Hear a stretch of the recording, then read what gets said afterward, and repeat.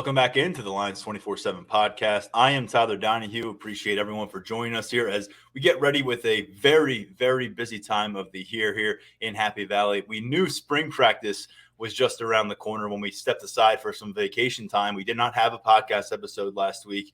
We did not know that the Penn State Nittany Lions basketball program would be crashing the party in March Madness, qualifying for its first NCAA tournament appearance since 2011. Mark Brennan, Daniel Gallen were on hand in Chicago during a memorable Big Ten tournament run. They're here to break it down. We'll talk a lot about spring football in just a moment as well. We also have a defensive line coach revealed and Deion Barnes promoted within the program. We have a lot to get to, but I was telling you guys before we recorded, I've been doing this show now going back to 2018. Never thought on the first day of spring football practice, our headliner conversation would be Nittany Lions basketball. Mark Brennan, you have watched a ton of hoops from this program over the years, a long time, 12 years since that last opportunity to play in this tournament. It looked like they were in a good shape to do so right before COVID struck in 2020. But here they are. You're both heading to Des Moines, Iowa, and this team's got a date with Texas A&M late Thursday night out there.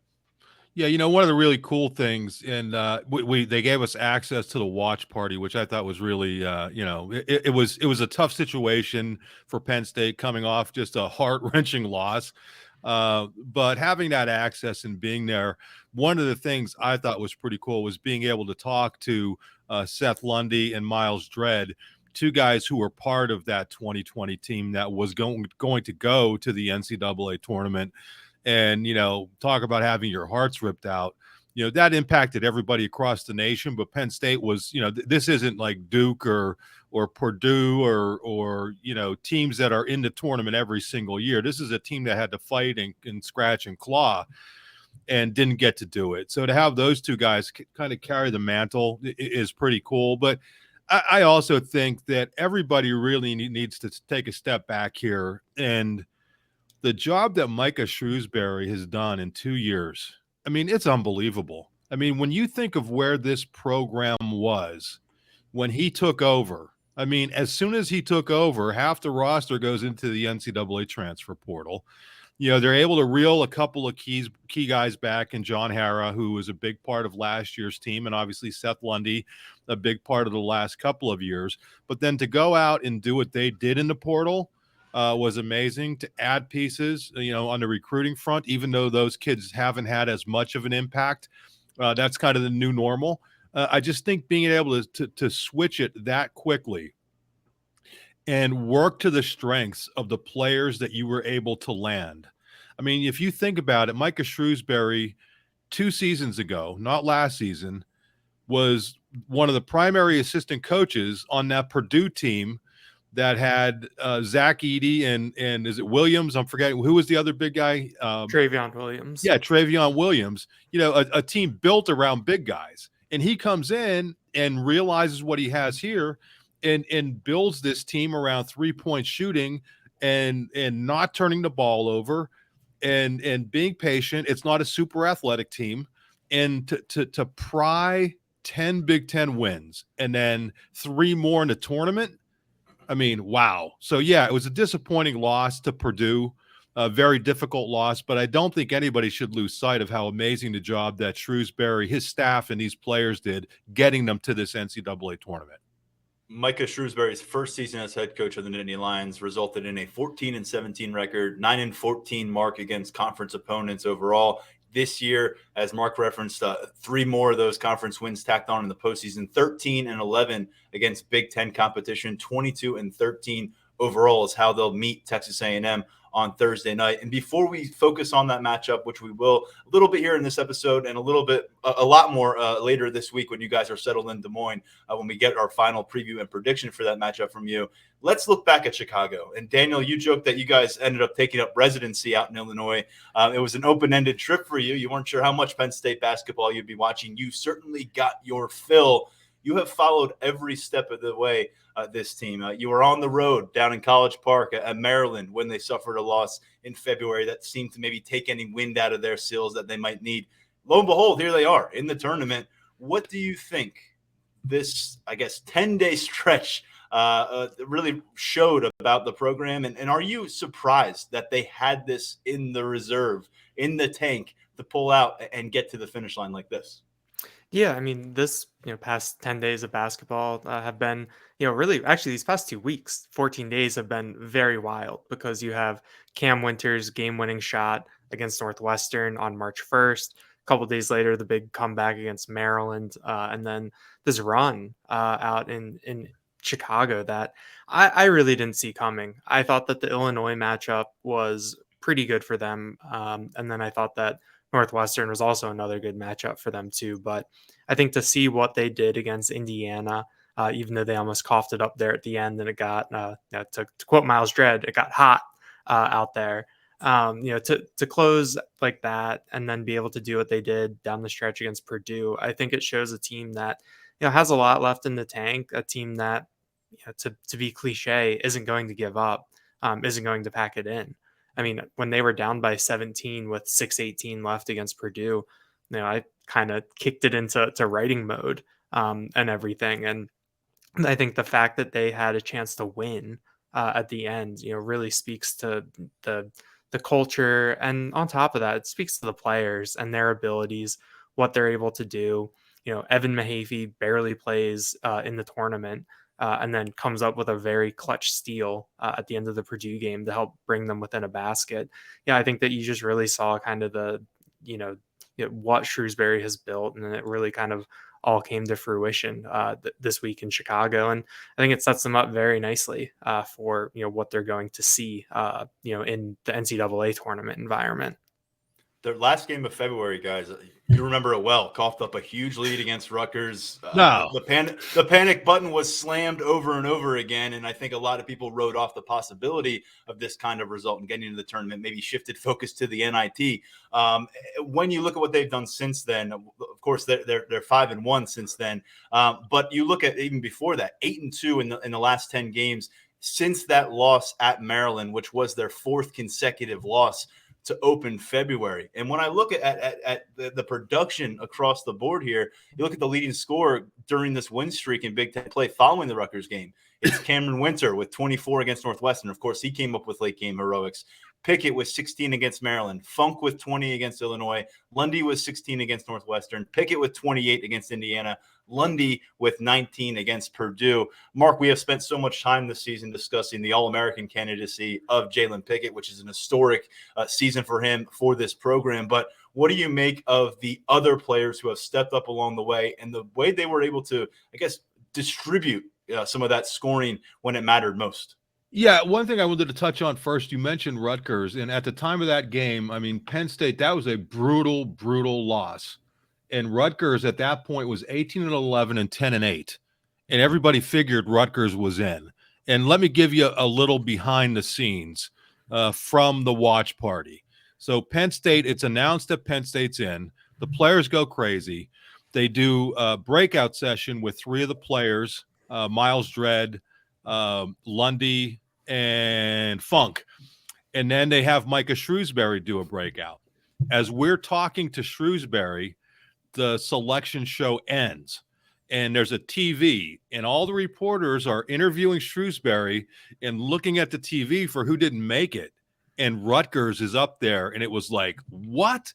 Who could have even imagined? And I'm not saying this to get on Rutgers, but when that game at the Jordan Center happened, it's like everybody thought Penn State was done and Rutgers was going to be easily in the tournament. And unfortunately for Rutgers, they were impacted by a very difficult injury to one of their better players. And that's a very tough situation that they didn't make it. I think the committee in effect said that. But to go back to that's just kind of some behind the scenes. To go back to your question, I think it all goes back to Pickett. And here's why. Because what did we see this season? There were times when teams decided to, okay, we're going to try to cover him one-on-one. And what did he do? He destroyed them. And then there were times when teams attempted to take him out of his game. And what did Jalen Pickett do? He destroyed them by passing to his teammates.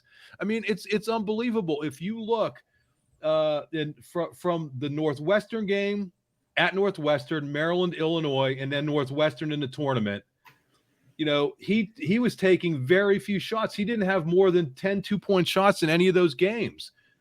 Then Indiana tries its luck, and I don't know what they were thinking, guarding him, straight up. And I know what they were thinking. They were thinking Penn State had 18 threes against them in a blowout at the Jordan Center. But then, so he gets man coverage, and what does he do? 16 2-point shots and destroys them for 28 points. And I think the thing that makes him a star, the thing that makes him one of the very best, and I'm going to wait till after the season till I wrap my head around all this, but I've seen a lot of Penn State basketball, and he's in the top 2-3 players.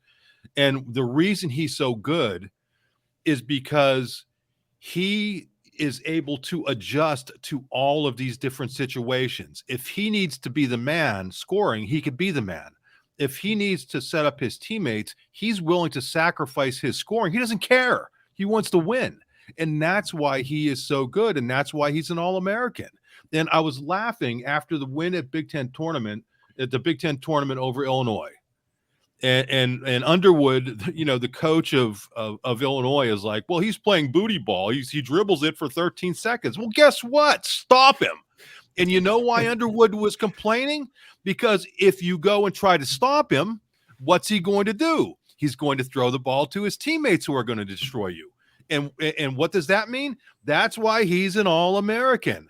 It's like when you watch Zach Edey for Purdue, okay? Everybody's like, well, yes, stop him. Yeah, you can't stop him. That's why he's an All-American. So, Brad Underwood, stop complaining about Pickett's game and have respect for what he's able to do. I mean, it's amazing. And Shrewsbury was smart enough to surround him. Obviously Lundy and Dredd were both here, but then to go out and get Winter and Funk, and then the one guy who was really key down the stretch was Winter, because he was out of it toward in February, early February, and then he found it, and then all of a sudden now you have all these weapons, and that makes the entire team that much more dangerous. But to me, Pickett, he's either going to beat you or he's going to allow his teammates to beat you, and that's why he's great. Yeah, and with the exception of that 28-point performance in Indiana, didn't need to go bonkers on the stat sheet for a point department. Of course, when they were 5-9 in Big Ten play, riding a 4-game losing streak in February, he came up with 41 against Illinois, followed by 32 against Minnesota. In both of those matchups, though, to Mark's point, 8 assists both times around. Pickett is clearly, when we look back 5 years from now and on this run to the NCAA tournament, he's going to be the face of that, along with Micah Shrewsbury. But can you cast the spotlight, Daniel Gallen, on some of the players that you witnessed make their case for being part of that long-term legacy of this group out in Chicago? And these players who, quite frankly, are going to be X factors if Penn State wants to keep playing basketball beyond Thursday night. I thought in the Purdue game, Miles Dredd was someone who showed up very well in the biggest game of the year. They were really struggling from 3-point range early in the game. He had 2 early ones that kind of set a tone for them, and kind of helped them when they were treading water a little bit. But and Dredd too. I mean, you you saw him banging with those big guys just night in, night out. 4 games in 4 days, having to go up against some of the bigger guys in the Big Ten. It was funny on Sunday morning. I was riding the elevator down, and he got on. I think on the 19th floor, and then he got off at the 18th floor. And there were some other people on the elevator who started laughing a little bit, like, why did he take the elevator down 1 floor? And I was like, oh, he's had a busy couple of days. He's been going through it a little bit physically. But, I think seeing someone like him, really step up in that spot, in playing his role, I thought was really big. Funk is someone who, whenever he releases it, you almost feel like it's going to go in. And when he gets hot, that a game can change really quickly. That's why even when Penn State was down by 17 against Purdue, their comeback happened a little bit differently. But in your head, you're still like, all right, it's a 17-point game. If they get 3 quick threes, it's down to 8. And suddenly the complexion changes a little bit. And, like Mark said, Cam Winter, is someone who has really come on strong. And I thought that his performance on Sunday against Purdue was really gutsy. We saw him take a pretty bad spill late against Indiana. When he was on the bench, he was wearing a wrap on his leg. And it didn't really seem like he was moving quite the same way that he was earlier in the tournament. But I think that he has kind of, emerged into what Penn State thought they might be getting with him in terms of the way that he could contribute, what he could add. And then, I'd be remiss if I didn't mention Seth Lundy, who is, definitely one of my, I think, favorite players to watch on this team. I mean, you saw some of the shots that he took.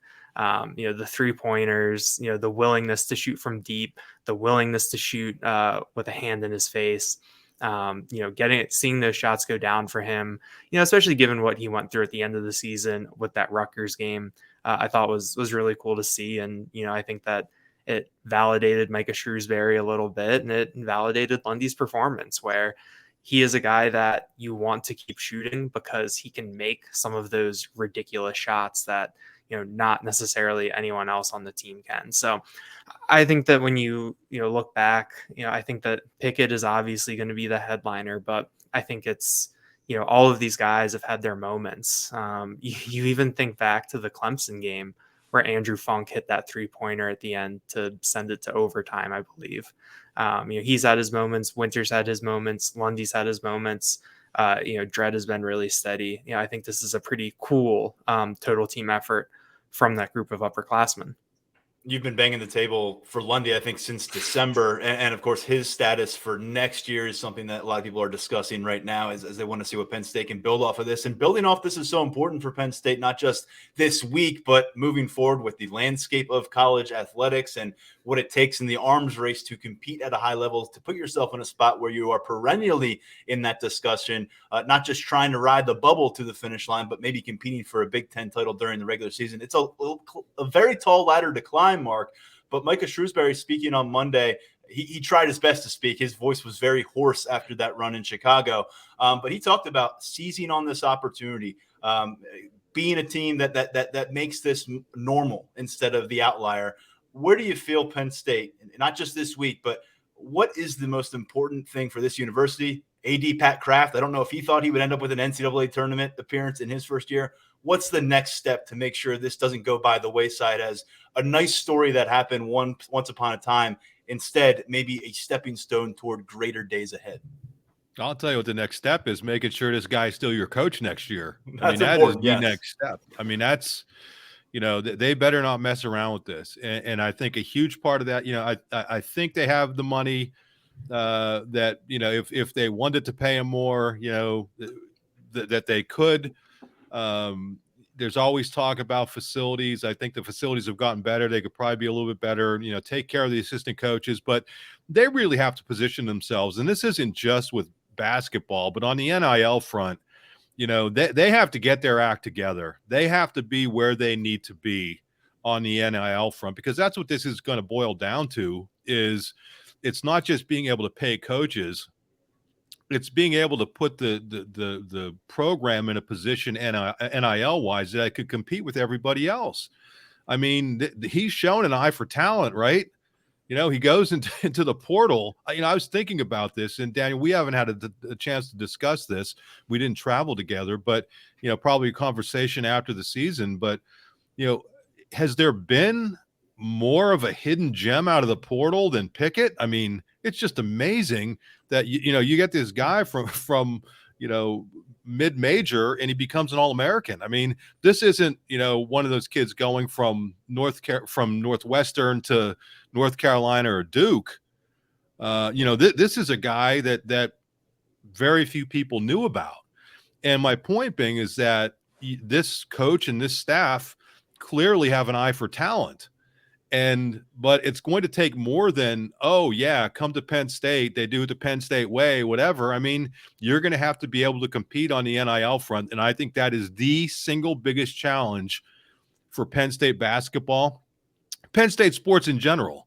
And I think everybody has to realize that as much as NIL needs to be a thing for all 31 sports or 32 or however many varsity sports they have, it better be a thing for football and basketball, which are your two money makers that allow you to have all of these other sports. So nobody's saying anything negative about all the other sports, but there are two sports that make a bunch of money. Football, which makes a huge, gigantic amount of money, and basketball, which is a significant revenue producer as well. So they have to get where they need to be in that NIL space, and they need to do it pretty quickly, because if you're in a position where, you get to this spot and this guy somehow finds a different, finds what he seems to be a better opportunity, what is that going to say about the program? But, we're not there yet. Let's enjoy this NCAA basketball tournament and we can kick all of that stuff around. But, Kraft and the administration and everybody better be thinking about that, right now, because, it's coming sooner rather than later, probably, in terms of people making decisions and whatnot.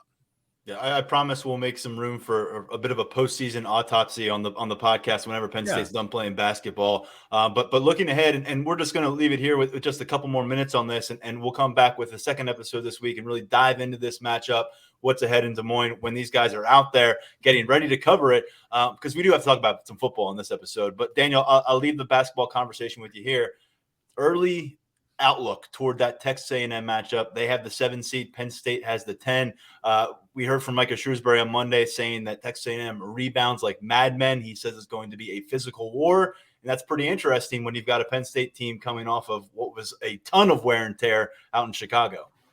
Yeah, it's a really, really interesting matchup. I think that the common consensus is that Texas A&M is one of the most underseeded teams in the entire tournament, based on what their body of work was over the course of the regular season, and to end up as a 7. I think that a lot of people saw them coming in a little bit higher, at least. But it is going to be a pretty interesting matchup. And I think that what you mentioned about rebounding and Penn State's play on the boards is going to be something to watch. I mean, I checked, in Penn State, I don't think they're 363 in offensive rebounding anymore. I think they might be 362 the last time I checked after going through the Big Ten tournament. But I think that that rebounding and playing underneath highlights someone who I thought had a really good tournament in Kebajai, the freshman big man, who I think was pretty frustrating for fans to watch at various points over the year. It is tough sometimes to see those growing pains and that development happen in person in front of you, in games that count. But I think that it's something that at this point, has really paid off. I thought that he really acquitted himself well.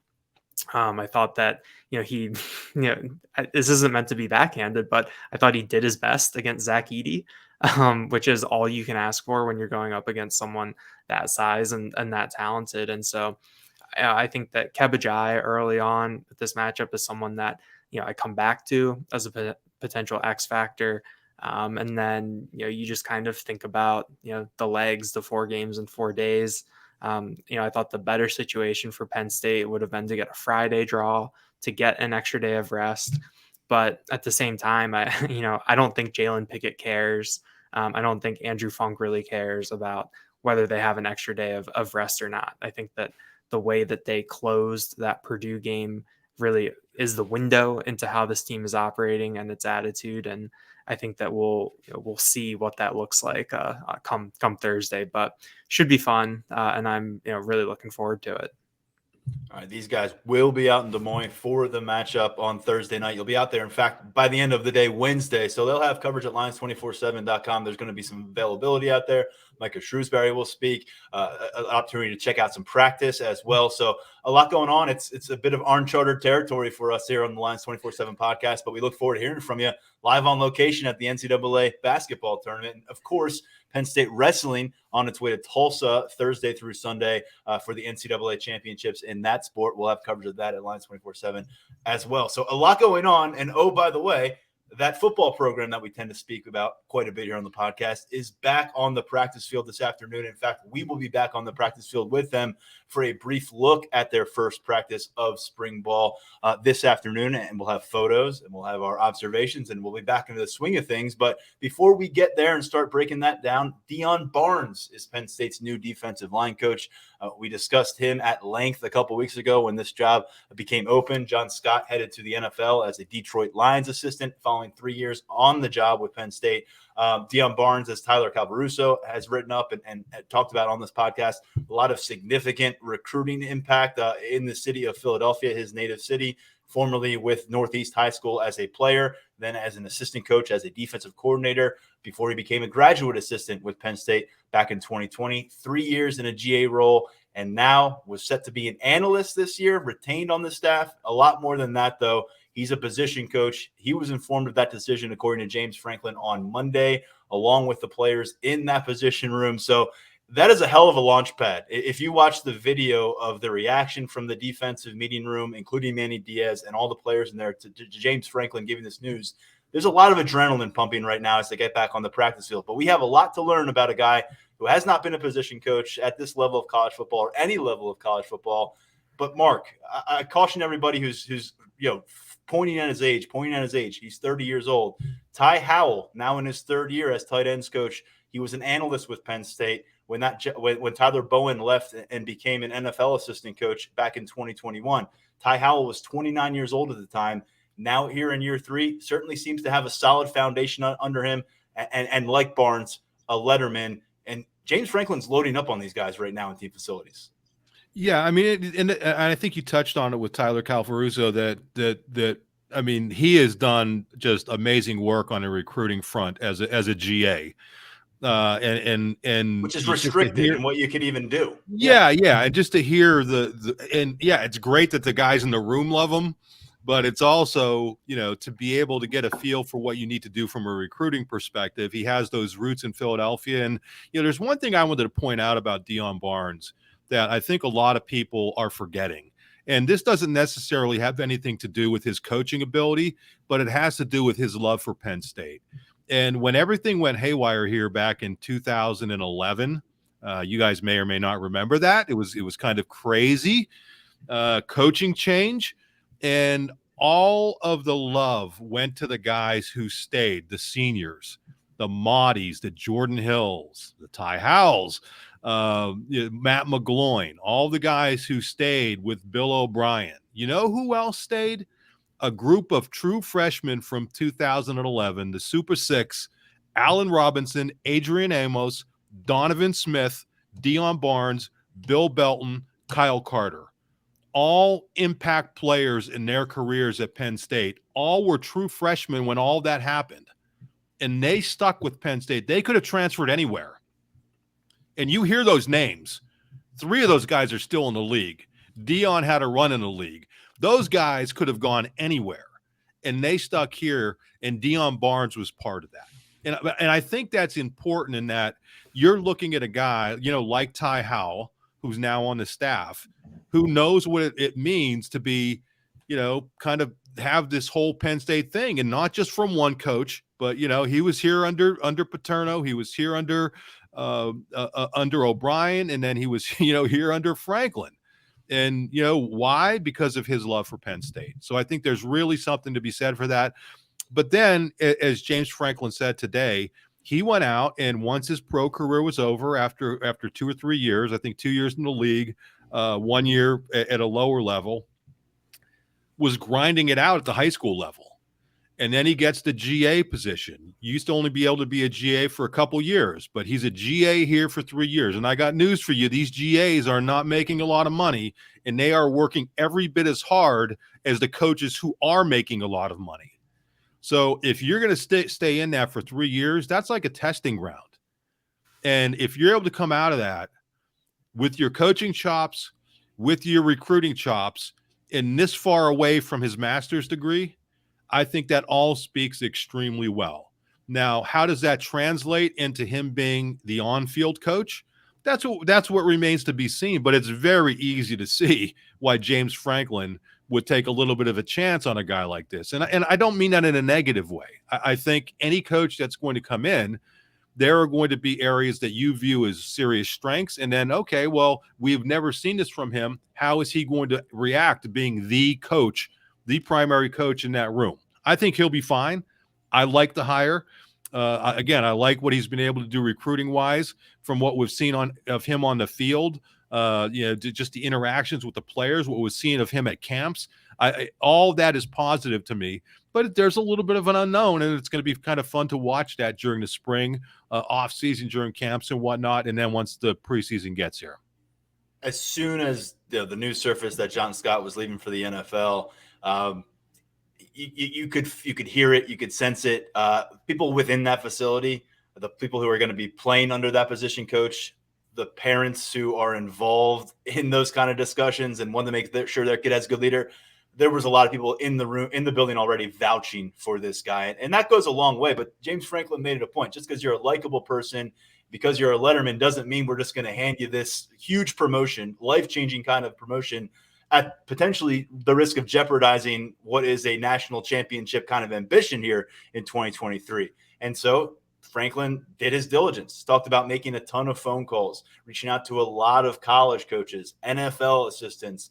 Ultimately, Deion Barnes got an interview too, and it very much wowed James Franklin there. Really impressed Manny Diaz, and was able, ultimately, they circled back, and we're going to stick with a guy who we already got under our roof. But it certainly wasn't a pass the baton, John, on your way out of town to Deion, and it's as simple as that. And James Franklin talked about wanting to come up with an answer, a solution before this team went on spring break, which wasn't that much time. I think it was maybe 3 or 4 days to try to get something done before spring break. Once that happened, he felt like he wasn't going to release any information, announce anything until his players were back in town and he could do it in person with them, which he did on Monday as classes got back underway here in Happy Valley. So it was an interesting approach that led to a guy that a lot of people were immediately pointing to a couple of weeks ago, and we had him right there. He was the first name that we mentioned out of 10, I think, on our board of potential candidates a couple of weeks ago that we posted to the site. But there's not often a time where you can put an internal candidate on a board like that. They did. They were able to do it, and he went from candidate to the guy pretty quickly. Whether or not there were a couple wish list options for James Franklin that ultimately passed on the opportunity, or they couldn't reach a conclusion, and it ended up Deion Barnes, that's the kind of conversation that James Franklin is not going to have with us in a setting like this. But you can tell they are fired up about this promotion for Deion Barnes, for him, for the team. We've got to see it, but as we discussed, Daniel, a couple of weeks ago, and breaking down what the new defensive line coach would inherit, he is getting a really talented crop of players. You lose a couple of veterans in PJ Mustipher and Nick Tarburton, who've played a bunch of Big Ten football, but you've got some real experience back at defensive end with Chop Robinson and Adiza Isaac. Really look like they could be a premier force as bookends. And then at defensive tackle, got a lot of guys who've played football. Keziah Izzard, Devon Ellis, of course, Hakeem Beamon as a starter last year. And, oh, by the way, a couple major breakout potential guys in Denai Dennis Sutton, Zane Durant. So throw it all toward Deion Barnes. You give him the keys. We know Torrance Brown, a former player for Penn State, is now kind of following that similar path. He's in town as a graduate assistant. He'll be helping Deion Barnes in this group. The beat goes on. But there is a lot to like at what Deion Barnes has at his disposal in this room. And if it proves to be a boom hire for Penn State and for Deion Barnes, this is one you look back at 5, 6, 7 years and you think this is a game-changing kind of pivot move for you on your staff, because it's hard to poach away at Deion Barnes. He could become a tremendous asset as a recruiter, as a coach, and everyone across the country would love him. But for reasons that Mark Brennan just laid out, he is going to be unlike just about any other assistant on your staff because of his history here in Happy Valley. Definitely. I think that elevating him to this spot, it really keeps the continuity and some of the momentum, I think, that we saw from that defensive line group last season, with the way that Adiza Isaac and Chop Robinson were coming along, with the early flashes that we saw from Zane Durant and Denai Dennis Sutton. I think that in having Barnes in this role, he already knows these guys. He already knows what makes them tick. Later today, they can hit the ground running, as opposed to if it was a newer coach, you'd have, a feeling out period and trying to mesh there. So I think that that's another perspective, in terms of continuity, speeding things up a little bit. I think that's where the Barnes hire, I think, is a really good one. But it was really interesting to hear James Franklin talk about it today, and the process and how thorough he tried to be, and really emphasizing the fact that Deion Barnes earned this job. And Manny Diaz said something similar in that video that the team put out. And I think that you need to have that credibility, and I think that the players need to see that, and I think that that makes a good impression. And I think that Deion Barnes is in every position to succeed. There is the element where he has never done this before. When you talk about Ty Howell making that move, he had some extensive experience, I think, at the FCS level, as an offensive coordinator, even. So this is a little bit new for Deion Barnes, but I think the fact that he's been around for the 3 years instead of just 1 or 2, I think he knows how things work. He knows James Franklin. He knows the staff. That defensive coaching staff between Manny Diaz, Terry Smith, Anthony Poindexter. You've got some real veterans there who have seen a lot and done a lot. I think that it's kind of hard to find a better situation for a first-time position coach at the college level than what Deion Barnes is in right now. And this is still a position room, guys, that I think you could see impacted by that upcoming post-spring ball wave of transfer. We know that Penn State's probably going to say goodbye to some players from the current roster because that's how it works after spring ball, but they'll be looking around as well. And I think we're eyeing up specifically the interior of this defensive front. And so we'll see what happens there. It'll be a big test for Deion Barnes because things work quickly and relationships are paramount when the transfer portal starts humming. I'll give the final word here on Barnes to his coordinator, Manny Diaz. Here's the quote that we heard from him in the video that Penn State posted on Monday as he was addressing his group of Nittany Lions defenders. Quote, Deion interviewed for this job every damn day, every day. His role may change, but the standard of his work doesn't need to change. So we'll see. High expectations for Barnes, the 30-year-old, now with the reins in that defensive line room. Let's focus on spring ball because there are so many other topics to get to.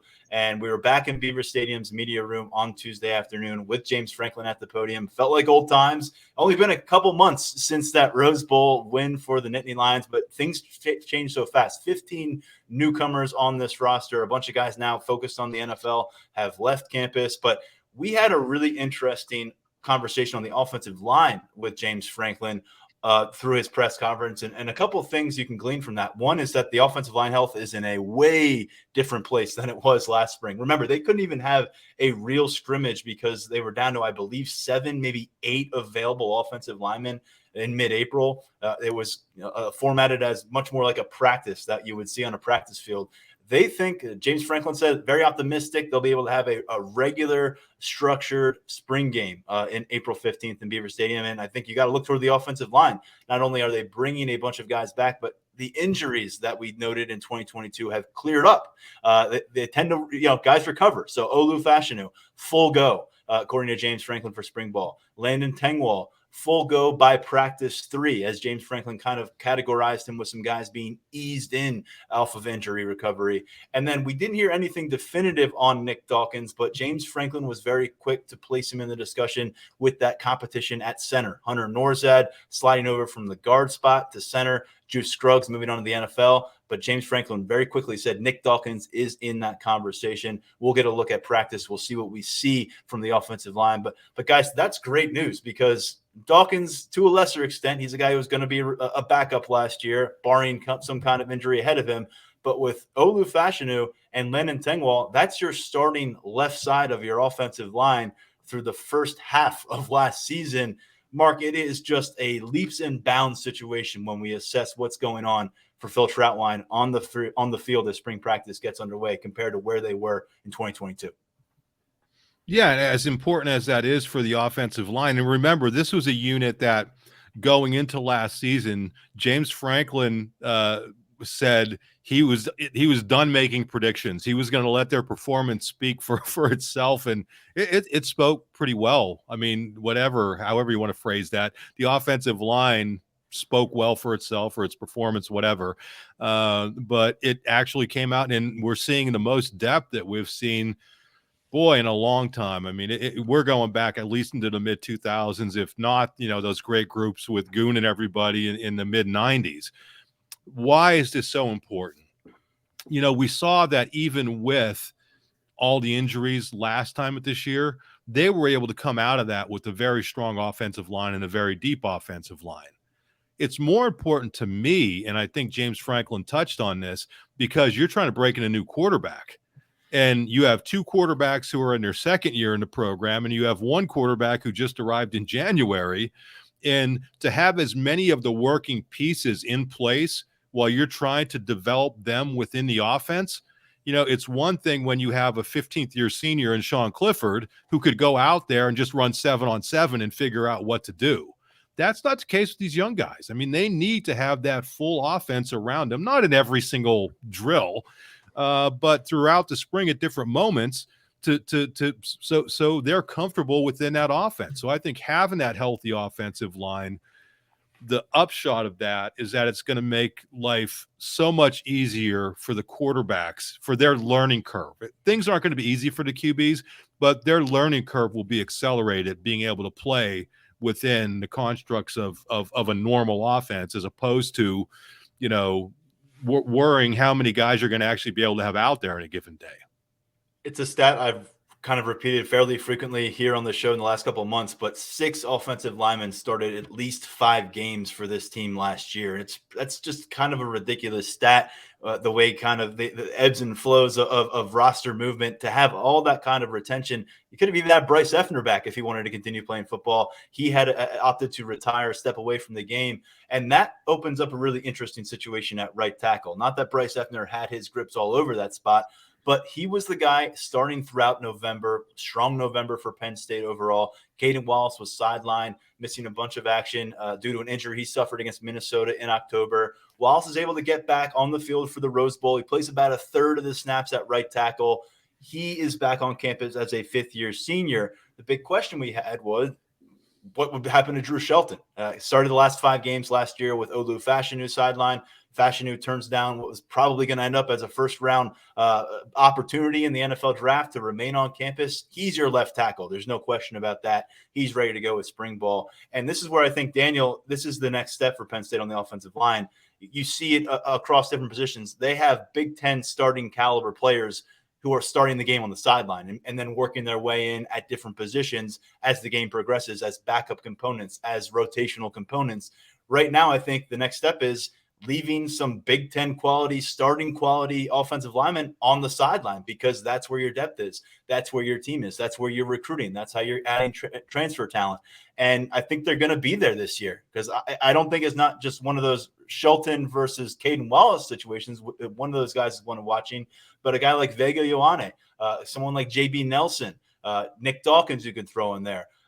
They could be starting quality kind of offensive linemen come September, who are going to be watching a lot of Penn State football because of what might be in place and how those competitions shake out.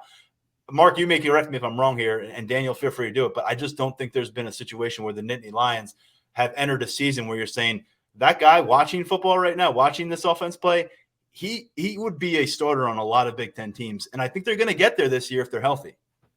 Yeah, I mean, and Daniel, I know you'll have more to say on this, but as I was mentioning, I just don't remember when they've had this sort of depth. I mean, frankly, with all due respect to some of the players who are out there, there were times when there were guys who you may not necessarily have looked at as, top level Big Ten starters. And that's no disrespect to them. It was just the numbers, or guys were banged up, or they didn't recruit as well. And I think being able to put these multiple classes together, I think showing some patience with Troutwine is beginning to pay off. Initially there was some growing pains there, I think, from the players, I think from Phil himself. Coaching at this level, obviously he played at this level and beyond in the NFL, but coaching, I think it's a little different at a Penn State than maybe at BC. But I think he's been able to get his feet under him, and you're starting to see the kind of fruits of that at this point. One other thing that really stood out to me at the Rose Bowl, we had that media day or whatever they called it when all the players were available. And, I think all of us, or at least a couple of us, had a chance to talk to Caden Wallace. And I was really wondering, is this guy even going to come back? When he wasn't banged up, he was struggling. People were critical of him. And he was like, oh, no, I'm coming back. I'm definitely going to be back. And I think that says something. I think it says something about him. And I think it says something just in the sense that he wants to be a part of this, still wants to be a part of this, wants to be a leader. And so if he's starting, if he's not starting, he saw what was happening on the field. He saw what Shelton did. He knew if he came back, nothing would be handed to him, but he wants to be in the middle of that. And I think that speaks to kind of what you're getting at, Tyler, that these guys understand that, okay, you may be good enough to start, but there may be somebody who's a little bit better than you, and you're going to have to fight. And that makes everybody better. Having that competition is only going to make everybody better. Daniel, I'm throwing it to you now, and I want you to address the offensive lineman, but without shortchanging the rest of the conversation, take it whenever you want to the quarterback position, because James had a lot to say on that spot as well and how they plan on working with the three passers in this upcoming camp. Yeah, just very briefly with the offensive line and talking about the depth there. I think that you go back 2 years ago into 2021 and you look at, Bryce Effner was the sixth guy. It didn't matter if it was inside or outside. He was the first one off the bench. And then last year it expanded to Effner and Norzad. They were both rotating in at right tackle and left tackle. And now you try to spin it forward into what it might look like this year. You've got Olu on the left side, but then, Caden Wallace and Drew Shelton on the right side. So your first tackle in the game could be Drew Shelton or Caden Wallace. And then you look at all those guys on the interior, a Venka Ioane, a JB Nelson, Nick Dawkins, someone in there, they could all be, very playable depth. So I think when you look at it that way, you can kind of see how things have expanded. And then I also think that James Franklin and Phil Troutwine have done a really nice job of, rewarding players. The fact that Effner and Wallace were rotating last year because, Effner had showed that he could play. And the fact that they're rotating Norzad and Tangwall, and it seems like the players, take to that. So I think the fact that they have shown that, especially on the offensive line, where it's a little bit harder than wide receiver or running back or, defensive back or defensive line, something like that. The fact that they've shown that you will be rewarded if you're doing the work, if you're coming along, I think is something that, can go a long way too. The quarterbacks, James Franklin had some things to say about it today in terms of, splitting reps. He said that Drew Aller, Bo Prabula, and Jackson Smolik should all end up getting the same amount of reps by the time spring ends, except there is a scenario where Bo Prabula ends up with the most as they try to, James Franklin didn't come out and explicitly say that the Lion package is coming back, but he did say that Bo Prabula does things a little bit differently. He has a different skill set that they can use. He said that, Drew Aller and Sean Clifford are more similar than Drew Aller and Bo Prabula. That there's more of a contrast there. He said a dramatic contrast too. Yeah. They're both from Ohio. Isn't that the key? Is that why they're and so he wants to see, how Penn State can unlock that with Prabula and what that might look like. But, based on what James Franklin said, I think it was last month, he was asked, basically who is going to be the first quarterback out there. And he said that based on how last season ended and what the roles were last year, that will probably be Drew Aller. But he talks about that he wants all of these guys to get as much experience as possible, get as many reps. For someone like Jackson Smolik, it's getting him up to speed with the college game. For someone like Drew Aller, it's, to prepare him to, be a Big Ten starter for a team with college football playoff aspirations. And then I think for Bo Prabula, you need to have him, to be ready to step in or add however he can at any moment. Whenever James Franklin talks about, that angle on things, I still think about 2021. And it sounds like that, that it is a major lesson learned that whoever the number 2 quarterback is, whoever even the number 3 quarterback is, that those players need to be ready at any given time to step in on a moment's notice. And I think that that's kind of what you're building that foundation now. So when you get to August, when you get into September, October in the games, that these guys know what they're doing and are prepared. We'll see what I mean. There's a lot that I wouldn't be surprised if James Franklin makes it a point pretty routinely to mention that Bo Prabula can do things beyond the quarterback spot, just to make sure it's in the mind of opposing defensive coordinators. Because you're right. I mean, if you're thinking Sean Clifford is sidelined for whatever reason, or he's pulled for whatever reason, the next guy in is Drew Aller. There's certain things that you can anticipate they're not going to inflict damage on you. If Bo Prabula is all of a sudden stepping into the game, there is a very different dynamic at the quarterback position. We have covered quite a bit that he's the kind of athlete that draws Power 5 interest at multiple positions, not just the quarterback spot, but he's been very adamant for a long time. He wants to be a quarterback. Penn State has bought into that for years now, dating back to his recruitment, and it sounds like they're fired up about what he can accomplish on the field as well this spring. We think that whoever the quarterback is at any given moment is going to be really loving their tight end room. It's going to be one of their top commodities on this roster, even with Brenton Strange moving forward. And that's where you went in your questioning of James Franklin at the press conference, Mark, mentioning some of the guys that are not yet established. Theo Johnson, we know. We've seen him start a bunch of games in the Big Ten. Tyler Warren has played a ton of football in this conference. You think you can kind of set it and forget it with those guys in terms of them taking steps forward, them being accountable. But the really intriguing part is all the other names in this room, short-term, long-term.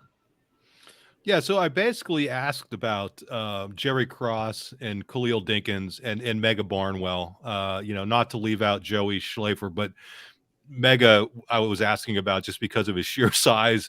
But isn't it funny how James Franklin never wants to talk about injuries until he wants to talk about injuries? It's like I didn't even ask specifically about Tyler Warren and Theo being banged up, but, there were some indications in the offseason that they went through each of them went through something, which isn't even a big deal. It's not a big deal from what we've gathered. It's nothing that will impact them, once the season gets here.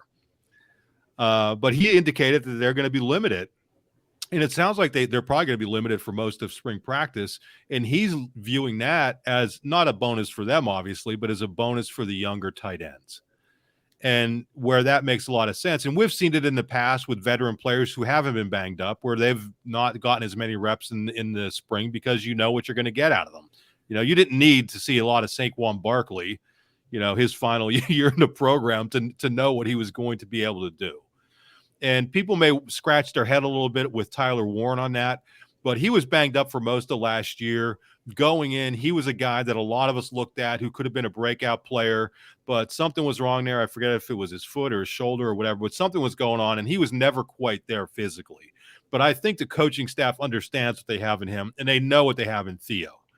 So to be able to get these guys out on the field, he had mentioned Jerry. Then he, without even prompting, and Jerry Cross had some issues when he came in as well. It's like hilarious. I don't talk about injuries, but to have Dinkins and Cross, I think it's really important because we've seen with this team that they're at their best when they have three tight ends, that they could go with different looks and use that versatility. Not saying you're going to do that on every play, but some of their short yardage stuff, even some of their stuff that isn't necessarily short yardage, when you have that versatility to be able to have those that third tight end that you could really rely on. And if you could extend that out to 4, it'll be great. With respect to Mega Barnwell, I mean, 269, I don't know that his ultimate destination is going to be tight end.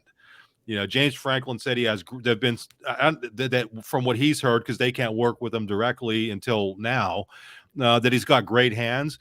But if you're at 269 at this point, and if you've seen Mega, he's a tall kid, but he's not bulky. He's not heavy. I mean, it looks like he's got room to put on even more weight, and I could just see him growing into an offensive tackle. We'll see how that plays out. But he said that he's open. Mega has told the coaching staff that he's open to doing whatever they think is in his best interest as his career goes along, but he wanted to get a first look at tight end.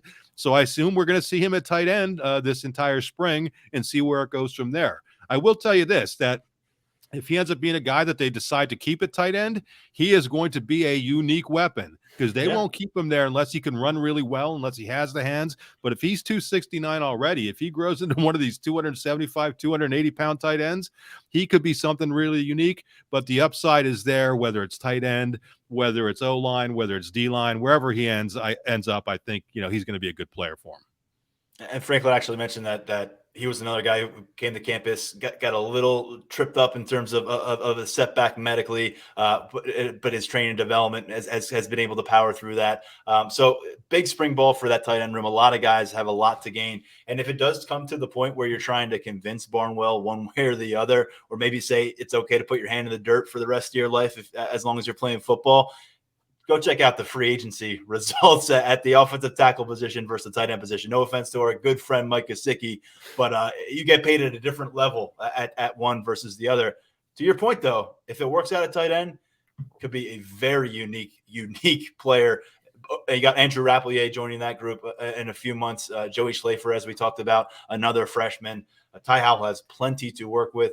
Daniel, in about a minute and a half, if there's something we didn't get to here from the press conference as spring ball opens, what didn't we get to that you think we needed to? No, I think we covered a lot of ground. It's a very, very busy week, very fun week.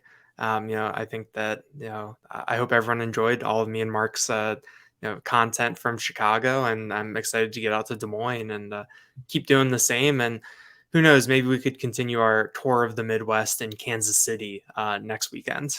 Hey, real quick, I want to give a shout out. Thanks to 24/7 Sports for allowing us to do what we do. Very thankful to be able to send 2 people to Chicago, 2 people to Des Moines. It's just when a team deserves this sort of coverage, I'm glad that the network helps us step up to do it. Also wanted to throw out there that, hey, this is an exciting week. As Tyler mentioned before, we have a subscription special. Our community helps us do what we do. Our VIP community helps us do what we do. So if you want to see us keep traveling, one of the ways to help is to become a subscriber. It's well worth your while. We have a special now, 50% off an annual rate. You're going to get all of our great recruiting coverage, the VIP stuff, all the great VIP discussion on our message boards, insider reports from practice, VIP reports from Des Moines, you name it. We have all that stuff. I won't go overboard because I know sometimes people get sick of us pitching stuff, but it is important for people to support the site. And for everybody who does, thank you so much. If you want to, you could go to our front page. There's an opportunity to get in for 50% off an annual subscription. Want to take a test drive? Here's something pretty cool. If you come on right now, $10 for 1 month, $9.95, you get immediate access to a complimentary subscription to Paramount Plus. Paramount Plus is carrying a bunch of NCAA tournament games, by the way, streaming them, so it may be worth your while to do. So that's my pitch, and appreciate everybody who's already a subscriber to the site, and appreciate everybody who follows us and has been following us as we've been traveling around. Every time that Paramount Plus perk gets mentioned, I got to remind everyone, Big Ten athletics, including Big Ten football and Penn State football, are coming to Paramount Plus next year, along with UCLA and USC. Big year coming for, so that comes with your subscription. Anyways, we got a lot to get to later this week. We got to get a practice in about an hour from now, so we'll bring you the latest from that on the site. We'll have some conversation with that in a couple days on our second episode of the week, along with intel from these guys out in Des Moines preparing for tip-off of the NCAA tournament for the Nittany Lions. Tyler Calvaruso continues to crush it with recruiting. The visits are starting to stack up now, including today as spring ball gets underway. So prospects back in Happy Valley. He's got a lot going on the site. We'll have him on our next episode to break down the latest in recruiting, including what might be brewing in the commitment department for this 2024 class that continues to build. Stepping aside for now, we got to get back to work at Lions247.com. This has been the Lions 24/7 podcast. Big thanks to Daniel Gallen, Mark Brennan. I'm Tyler Donohue. We'll talk to you real soon.